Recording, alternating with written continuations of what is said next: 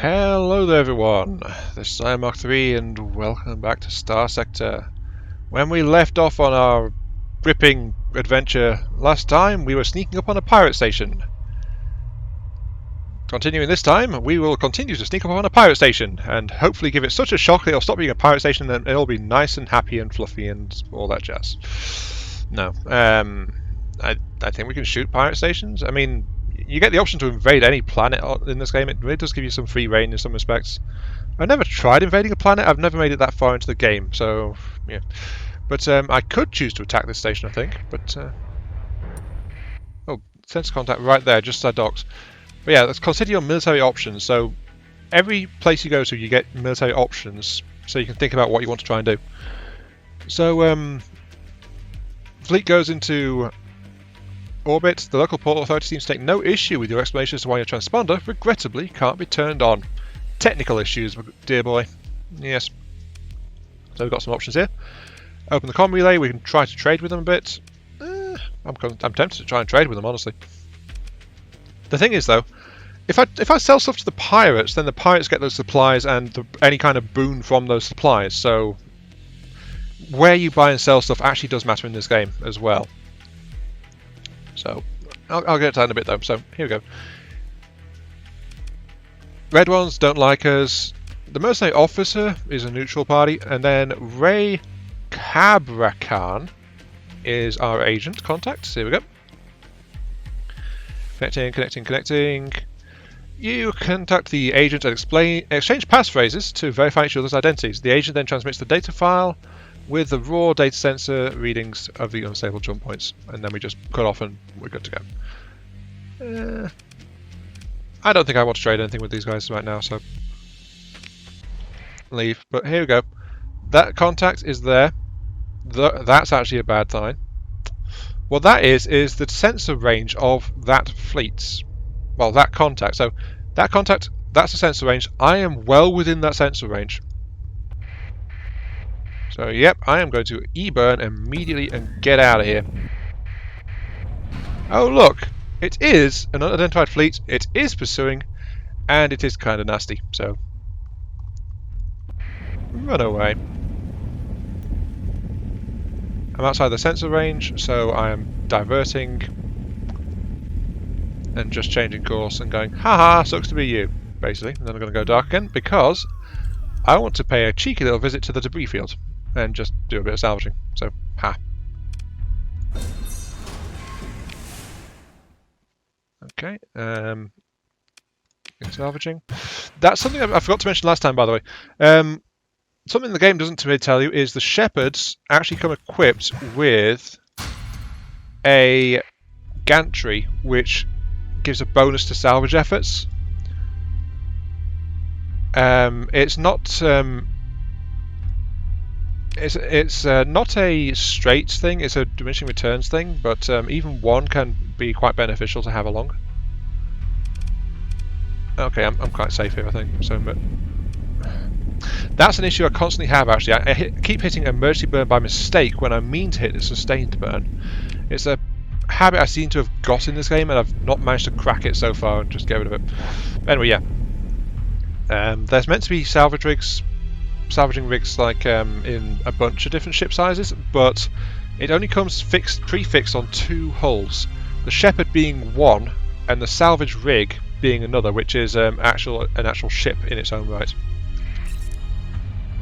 Get the transponder on. I forgot to activate sustained burn actually, but oh well. Okay, here we are. So yeah, just a random info dump there as we flew back. So open the comm directory. And again, get in touch with Mr. Ganymede. Have the data, well done. There's a brief wait as you transmit it. Now, while the system is running the preliminary analysis, I believe you are due some reward. Gain 5,000 credits. Improved relationships. So this thing builds relationship fairly well with Hegemony, the tutorial. So it's nice to have. There's a child in the background and he looks concerned. Yes, is there a problem? Yes, the system estimates it would take about a cycle to authorize the data and come up with a stabilization algorithm. Naturally, by then, the data would be out of date and any algorithm based on it would be meaningless. If we had an AI core on hand, we could analyse the data more quickly. Fortunately, there's a survey probe somewhere in the system, one left over from the initial exploration of the sector by the domain. It should have at least one AI core serving as its brain. Right. I might explain this in a moment. Just hang on. Where is it, and why hasn't it been salvaged before? To answer your second question, domain artifacts are usually protected by automated defences that still function to this day. Yes, they are very dangerous, by the way. And this probe is no exception. And the hegemony generally forbids civilian interference with domain artifacts for the sake of public safety, of course. Desperate times, however. As to where it is, my data indicates it's somewhere beyond the orbit of Pontus. Get there, then head out beyond the asteroid belt and use an active sensor burst. You should at the very least get a sensor contact with the probe. Head towards it, perform salvage, bring back the AI core. And then in brackets, Pontus is a gas giant in the outer system. To see its name on the map, you might have to turn off the inhabited option in the map filter. And we gained active sensor burst. Okay, I think I want to actually sell some stuff right now, so I'll go into the trade menu really quickly. As you see, my cargo hold is filling up. The tutorial said don't take the metal from earlier on, but I've not filled my cargo yet, so I'm actually going to sell the metal here. Now, I mentioned earlier that where you sell things matters, but there is incentives to actually go on the wrong side of the law, because there's a black market in many places. Well, actually in all places really, which means like under the table sales and stuff like that. But if you sell above board, tariff 30%. So by default, everywhere on the main markets charges you 30%, either buying or selling. There's a 30% difference based on just the transaction going through, which sucks very muchly, especially if you don't have much money. But I didn't need that metal at all, so you know, just getting rid of it for a little bit of extra cash. I'm not going to do anything with that yet, though. That's just something I've mentioned in passing. But if I'd gone to the black market, there's more goods, there's illegal goods, you can do smuggling and stuff like that. It's the thing is, if you do so much smuggling, they catch you and they are really unhappy with it. Now, there's a gas giant, which is, yeah, that's Pontus. There's the inhabited filters, there's Pontus right there. I'll leave that back on, and it's head past that, so I'll head to about here, I think. And I'll actually make, yeah, I almost hit emergency burn again. Okay, so this part of the tutorial introduces you to some of the exploration, like there is domain artifacts and derelicts scattered throughout the sector, and sometimes they are defended, sometimes they are not. The defences are generally not something to be sneezed at, but it depends on what condition they're in, that kind of stuff. So let's just park here. So yeah. Oh, we got a sense contact out there. I think that might actually be it. We might have wandered close enough without the active burst. Okay, just active the sensor ping, increases the sensor strength for a few moments, but you can be detected more easily, and it also stops you in place as well, because it shorts out all your other abilities for a few seconds too. Yeah, that's the only thing I'm picking up, so. Notice, by the way, it deactivated the sustained burn as well. And because sustained burn actually gives you a boost to your sensors, I lost the contact that I was looking at as well. So that's an interesting thing. Yep, air probe. It's a mission target, so it's got the yellow exclamation mark on it. Here we go. Right. Your fleet approaches a domain-era probe left from the initial domain exploration of the sector. Pitted by small impacts, the probe hull displays iridescence typical of fearsome radiation scarring.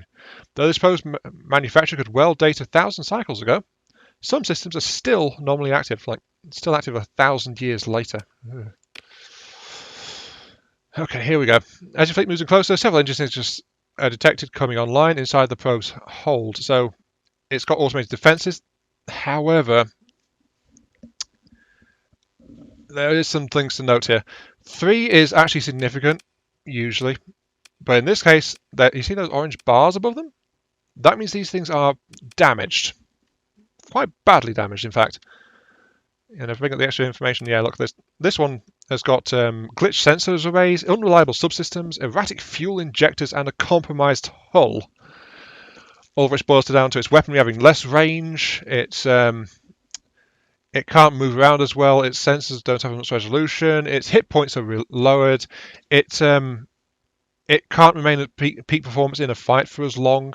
So, you know, that kind of stuff. Though this one seems to carry just torpedoes. So, yeah, I think we can take these guys. In fact, it's the tutorial, so we should be able to take them. There doesn't seem to be that much to worry about here. What are you? Also all missiles, so that leaves you with 4 Vulcans. I see. Yeah, I think we can handle this. As a note, by the way, the first time I played this tutorial, when I didn't know what I was doing in this game at all, I lost this fight, I think, and I lost the last fight in the tutorial as well, and lost nearly everything the tutorial gave me. So, yeah, this game is quite unforgiving if you really don't know what you're doing. Let's see, where's the enemies? Here comes something. It's one of the... Is that... Okay. Right, so these two are missile-based and have limited ammo. Both my ships have actually got defensive guns on them. So I'm going to say that this one is a priority target. So my allies should try and go for that one if possible. In the meantime, though, let's just get on with it. Because this guy's also got... this guy's got a defensive gun, but he's also got drones which help defend as well. But I'm the one carrying the offensive punch, so... Yeah. Bring up the shields. As you see, missiles do try to avoid... tries to avoid shield arcs where they can. So missiles are actually pretty good in this game. The only thing I don't like about them really is just the... Oh, that one snuck in and smacked into one of my defensive guns. Okay, right. What I'm doing now is venting flux. My flux reserve built up because my shields were under fire, and my guns were firing as well. Oh, there goes. Now then.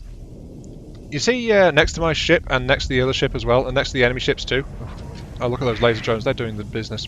Yeah, see, right up there. The bottom bar is my hull strength. If I lose all that, my ship is, for some reason, dead. Well, it might be salvageable, but it might not be. Oh, ouch. That was a really bad hit. Those torpedoes were no joke, jeez. But yeah. While your shield's up, damage they take gets translated into flux unless it's like a beam laser attack. So there are exceptions to this. It's also resistant to certain damage types as well. But as you can see, like a couple of hits and my shields are already... Sorry, my flux is already kind of filling up a lot. Oh dear. But yeah, different types of damage do different kinds of things. Your ships have shields, which are generally weak to like pure kinetic stuff. It has armor, which tends to be weak to explosives, and then it has the basic hull, which is where your hit points are located. So different weapon types do different kinds of damage, which does different effects to different things. So it's a rock paper scissors thing, but there are 4 things, and they interact all over the place. You have to go over the stats a little bit as you go through. I know I'm not really explaining too well, but that covers the basics of it. You can keep your shields up to absorb incoming damage as long as your flux doesn't fill up, but your flux doesn't dissipate as quickly while your shields are up either. So you have to back off, drain your lower your shields to let your flux bleed away. Or that purple mist was when I hit the manual vent, which actually locks everything except movement. You can't use your guns, you can't actually raise your shield again until your flux hits 0. So only do that if you're safe, but it lets you dissipate more rapidly. It's a situational thing, but it's very useful. So yes, we defeated them. We picked through the wreckage of those 3 ships. Those torpedoes are actually really nasty. We even picked up a couple of them as well. Reaper-class torpedoes, range 1,200, 4,000 points of damage. However, they are only single shot. So yeah, That's why we only saw a few of them. Also a Vulcan gun for some reason.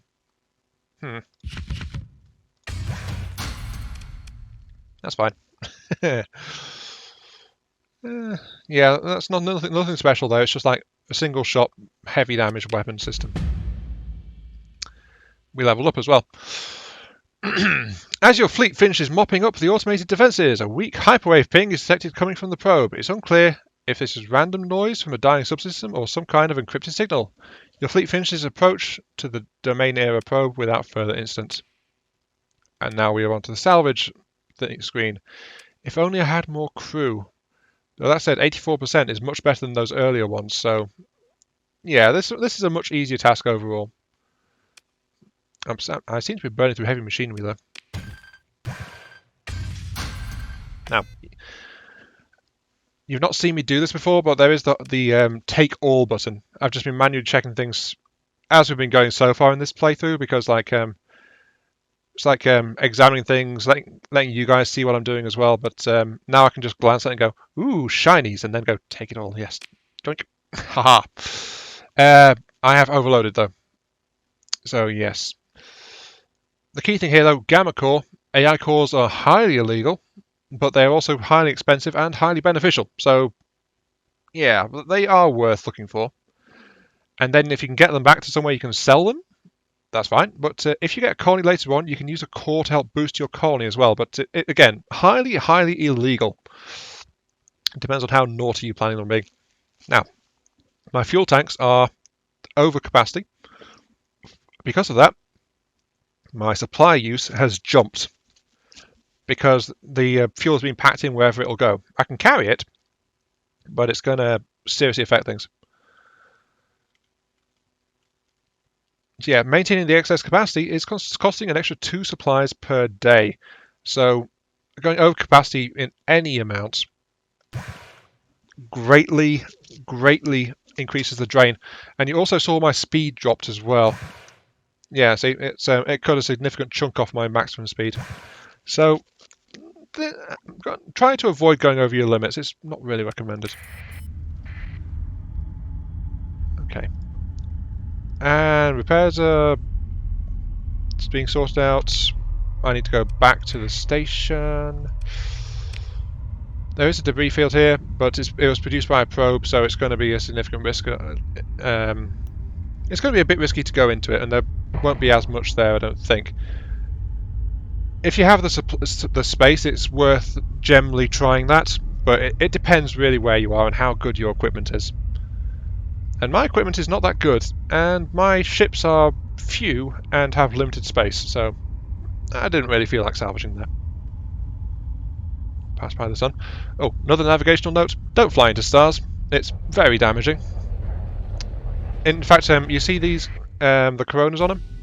That's what you want to avoid. Don't go into the coronas. Don't go into the star. It's very burny and painful. Okay, we're here. Mr. Director Man, I brought the highly illegal thing. Yes. Solid work. Get my technicians working on this right away. In the meantime, you should cover your expenses. This should cover your expenses, hopefully with a good amount left over. Lost the Gamma Core. Got 3 rep with the faction, 6 with him, so reputation continues to climb. Right, I'll send you the stabilization algorithm when the core works it up. Until you have it, it should be a simple matter of running it using your fleet's drive field as a means of interacting with the jump point. However, there's still a matter of the miners guarding both jump points out of the system. And you said their forces are significant? Well, it's all relative. Our security detachment could handle them easily, but as I mentioned, it's tied down defending the planet. Lazy sods, a lot of them. Your fleet, on the other hand, you might be able to handle them with some stellar parting and a bit of luck, but it's best not to take such chances, especially not when there's an alternative. Yes, okay, so this is the next part of the tutorial. What alternative is that? There's a ship graveyard around Tetra. Ships that were deemed not worth the effort to restore, awaiting bulk transit to one of the shipbreaking facilities elsewhere. Now, though, they'll serve our needs. Go there, recover all supplies you can, and break the ones you can't for supplies. Make sure to bring enough crew to operate the recovered ships. Perhaps an extra 100 or so will do. You'll need to transport them somehow too. Here, take this Mudskipper transport. Consider it a part of your reward. Acquired ISS Aglaus, Mudskipper class civilian transport. Thank you. So now we need to go into the trade and get the stuff, offload the metal. We've got these extra weapons, but I'll hang on to those at least for now. They are taking a little bit of space, but hey. Now, at least an extra 100, they said. So that's 145. If I hit control, it fills me to capacity though. 180. 6,000. Notice that they expect me to buy these supplies out of the funds that they paid me with. So yeah, there is that. I'm okay with supplies, I'm okay with fuel. Well, yeah, I'm not going out system, so fuel isn't actually a concern at the moment. That's fine. My character level's gone up slightly, so I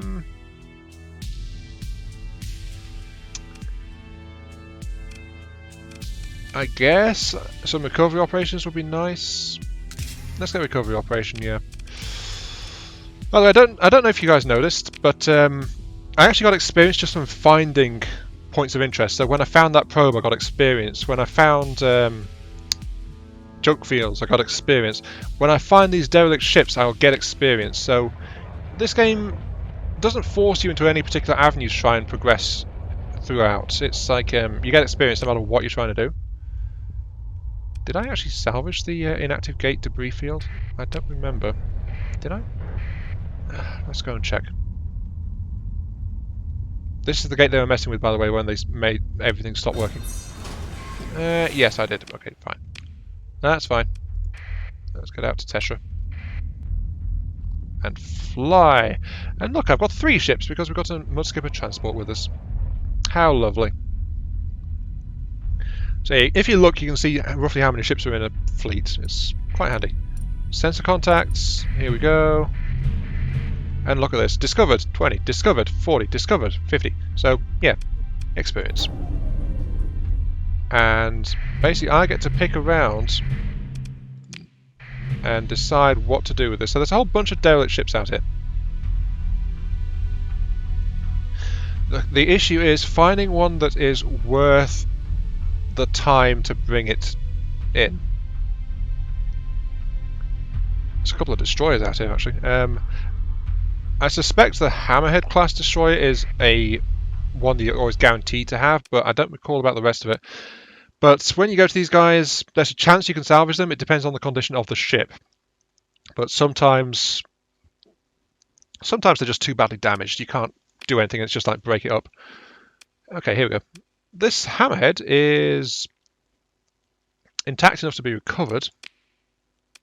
Oh, it's in very good condition. Right. It's got 1 flaw. Its sensor array is glitched, which is its sensors aren't as good. Its top speed is reduced. Its shields aren't as efficient, though its shields are still really efficient anyway. And its weapon range is reduced, I think is the other one, though it doesn't actually tell you that in here. So, yeah, that's worth salvaging, I think, which requires 46 to repair it totally, but it requires 50 crew to start. So, there we go, recover it. But we do have options if we salvage too many ships here. So we're not going to be in too much trouble. Let's just continue salvaging. A Lasher class frigate, very badly damaged. Break it. A Wolf class frigate. Okay, let's see. Some damage. Increased maintenance and unreliable subsystems. So it's 10 supplies per month to operate this thing, and its peak performance is only like just over 2 minutes. I'm not sure about that one. So leave it, and I'll check around some more. Tarsus class freighter. Nope, busted. Minor salvage. Let's check the Buffalo. That's another destroyer class. Oh, it's busted. Okay. Oh. Yeah, that's the thing. If you leave stuff in, you probably saw this last episode, but if you leave stuff in the salvage window by mistake like that, it just jettisons the cargo pods. So it's not lost immediately. It disappears in like a week of game time, I think is the default. But if you learn the hotkeys, you can cycle through this stuff really quickly. But this is a Condor class light carrier.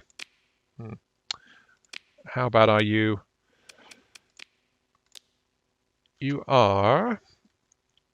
faulty power grid and a defective manufactory. Ouch. Right. Okay. Faulty power grid makes it easy to detect it.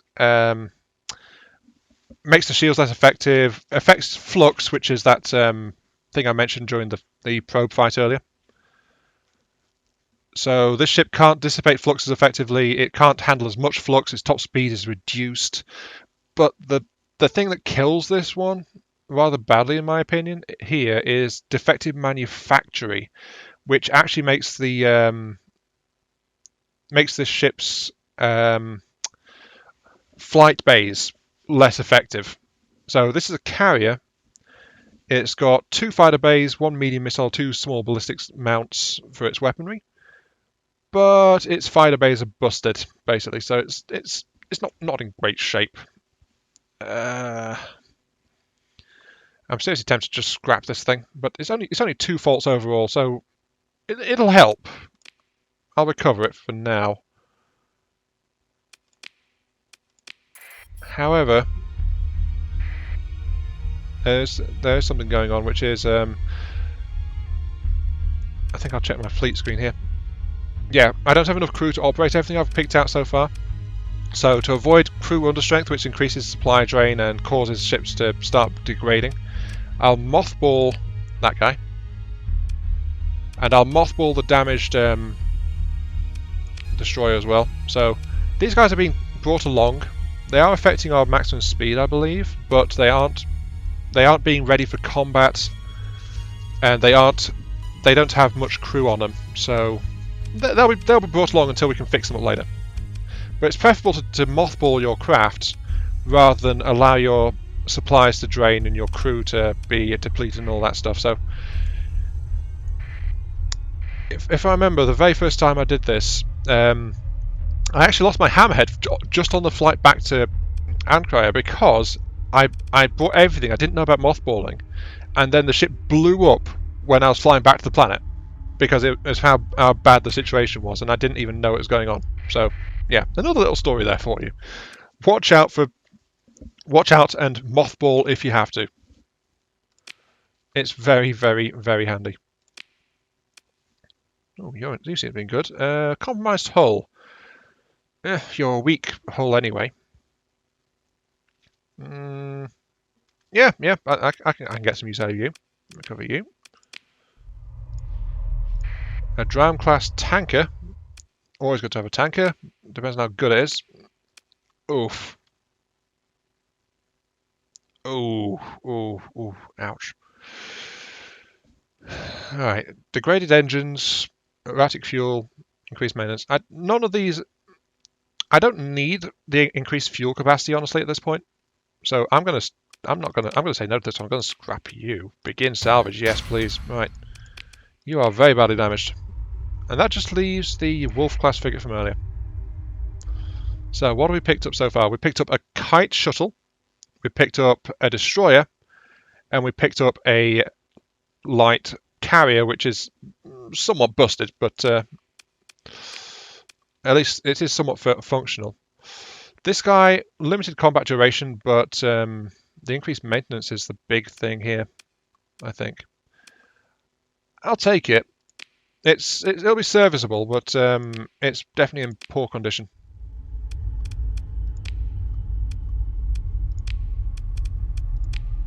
Should I just mothball them all so I can safely get them back to dock?